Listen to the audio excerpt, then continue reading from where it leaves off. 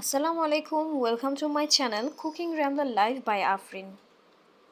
আপনাদের আজ দেখাতে চলেছি অসম্ভব মজাদার এবং ইউনিক একটি রেসিপি, চিকেন বল রেসিপি। এজন্য আমি 1.5 কেজি পরিমাণ চিকেন ব্রেস্ট নিয়ে নিলাম। চিকেনগুলোকে ব্লেন্ড করে মিহি কিমা করে নিই এবং সেই একই জারে 100 গ্রাম পরিমাণে ধনেপাতা ও 5-6টি কাঁচামরিচ দিয়ে ভালো করে ব্লেন্ড করে নিই। এবার চলে আসি মেরিনেশনে। চিকেনগুলো দিয়ে এতে 2 কাপ পরিমাণে পেঁয়াজের বেরেস্তা দিয়ে নিই।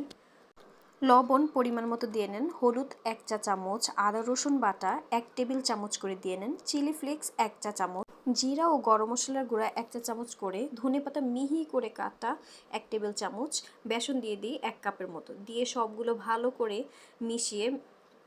করে মিক্স করার পর হাতে একটু তেল লাগিয়ে ছোট ছোট এই বলের শেপ আকারে বল তৈরি করে নিই সেই চিকেন ম্যারিনেট থেকে।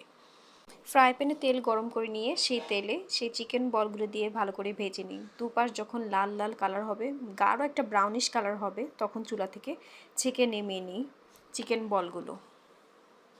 এই চিকেনগুলো ভাজা হয়ে গেলে আসলে আর বিরিয়ানি রান্নার জন্য অপেক্ষা করতে ইচ্ছে করে না, এভাবেই খেয়ে ফেলতে ইচ্ছে করে।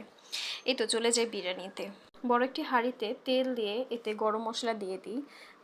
বড় দুটো দারচিনি ভেঙে দিই, 4-5টি এলাচ ও 3-4টি লবঙ্গ দিই এবং 1 কাপ পরিমাণে পেঁয়াজ কুচি দিয়ে দিই। দিয়ে এটিকে ভালো করে ভেজে নিয়ে এতে আদা রসুন পেস্ট 1 টেবিল চামচ করে দিয়ে নিই। দিয়ে ভালো করে এটিকে কষিয়ে নিই ও আপনাদের পরিমাণ মতো লবণটি দিয়ে নেবেন। সেই ব্লেন্ডার করে রাখা ধনেপাতা কাঁচামরিচের পেস্টটা দিয়ে ভালো করে এটিকে ভেজে নিই। যখন এই মশলাগুলো ভালো করে ভাজা ভাজা হয়ে যাবে, তখন এতে 1 কাপ পরিমাণ দুধ দিয়ে ভালো করে এটিকে আবারও নেড়েচেড়ে কষিয়ে চিকেন বলগুলো দিয়ে দিই। চিকেন বলগুলোকে ততক্ষণ পর্যন্ত কষাবেন যতক্ষণ পর্যন্ত না এটি পুরোপুরি ভাজা ভাজা হয়ে আসে। 1 প্যাকেট বিরিয়ানি মশলা দিয়ে দিই। এতে আমি রাঁধুনির বিরিয়ানি মশলাটি ইউজ করেছি, আপনাদের যেই বিরিয়ানি মশলা ভালো লাগবে সেটা ইউজ করবেন। চিকেন বলগুলোকে উঠিয়ে নিয়ে সে একই হাঁড়িতে 1.5 কেজি পরিমাণে চিনি গুঁড়া পোলার চাল দিয়ে ভালো করে ভেজে নিন, যাতে কোনোভাবেই না লেগে যায়।